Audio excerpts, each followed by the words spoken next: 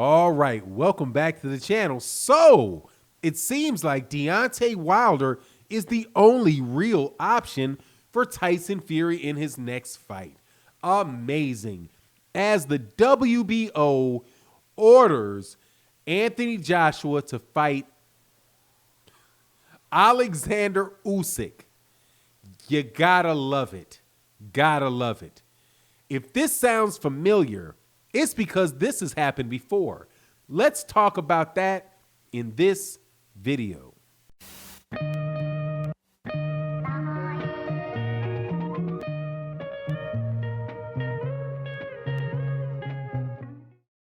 All right, welcome back to the channel. So, I wish I could say that I was not happy and that I was not giggling about this, but I am, because there is a phrase that is thrown around a lot that I use a lot, and it is God don't like ugly. Okay? God don't like ugly. What it means is it's just funny to see when somebody tries to get slick, and somebody's trying to get over and trying to, like Tyson Fury trying to get out of this fight with Deontay Wilder. After Anthony Joshua beats Kubrat Pulev, there is a bunch of talk about Anthony Joshua, Tyson Fury. They're going to fight, right? In the UK, this is the only fight for Anthony Joshua. It's the only fight for Tyson Fury.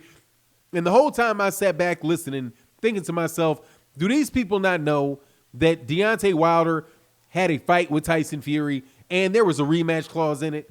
And Tyson Fury agreed to give Deontay Wilder a rematch in exchange for him fighting Deontay Wilder and getting a shot at the belt that Tyson Fury's holding. But, people get selective ethics. You know what I mean? Selective morals when it comes to Deontay Wilder. And everybody was just acting like nothing had happened, right? Amazing. But then comes the WBO. The WBO, also known as whatever Bob orders, comes in and orders something. And is the order for the benefit of Tyson Fury? No, it is not.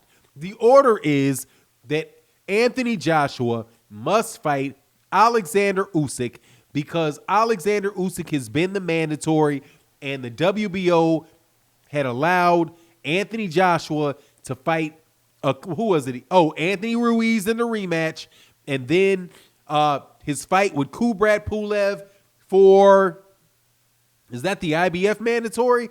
That mandatory. But now he's got the WBO mandatory. Now, if you do not remember this, this is exactly what happened to Deontay Wilder during this negotiation that Anthony Joshua said he was having. And this is what happened. Anthony Joshua offered Deontay Wilder like $12.5 million flat fee. Deontay Wilder said no. Anthony Joshua turned around and said, well, if you give me $50 million, you got to fight. Deontay Wilder turned around and said, the $50 million is in the bag. Here you go. Eddie Hearn and Anthony Joshua acted like that wasn't acceptable, and they turn around and give Deontay Wilder a $15 million flat fee, but tell him that they have, I can't remember whether it was a week, 2 days, something like that to accept it. Why? Because the WBA was going to order a mandatory title defense between Anthony Joshua and Kubrat Pulev. And Alexander Povetkin. And that fight had to happen. It had to happen, and they had 24 hours to get it done. And then, because the WBA ordered that, all of a sudden Anthony Joshua was absolved of all pressure to fight Deontay Wilder, and he goes off and fights Alexander Povetkin, who he knocks out. That, my friend, is what is going on right now with Anthony Joshua and Tyson Fury. But I am not 100% completely convinced that the culprit in this is actually Eddie Hearn. I think that the culprit in this might be either Eddie Hearn, or how do you say that? It's going to be either Eddie Hearn or Bob Arum, or both of them. could have done that. But Bob Arum doesn't It wouldn't make any sense for Bob Arum to want Tyson Fury to fight Anthony Joshua in the UK right now. And I don't believe that Bob Arum has ever wanted anything other than Tyson Fury to fight Deontay Wilder. And that is not because of a sense of right and wrong in Bob Arum. That is because of how big the fight is. Bob Arum likes money. And if you just do a rough estimate of how much money will be made in a fight between Anthony Joshua and Tyson Fury in the UK, and how much money would be made between Deontay Wilder and Tyson Fury in the United States for Bob Arum, there's no doubt which one Bob Arum would rather do. Bob Arum would rather do the Deontay Wilder fight. Deontay Wilder versus Tyson Fury has a potential of doing about $100 million in the next fight, while if Tyson Fury fought Anthony Joshua in the UK, that fight would top out grossing $57 million. If they got to $60 million, that would be because the UK either charged the most money that they had ever charged for tickets, which is really hard pressed to get in the middle of a pandemic. And you are definitely not getting the 100,000 people it would be necessary to get $10 million gate out of Wembley Stadium.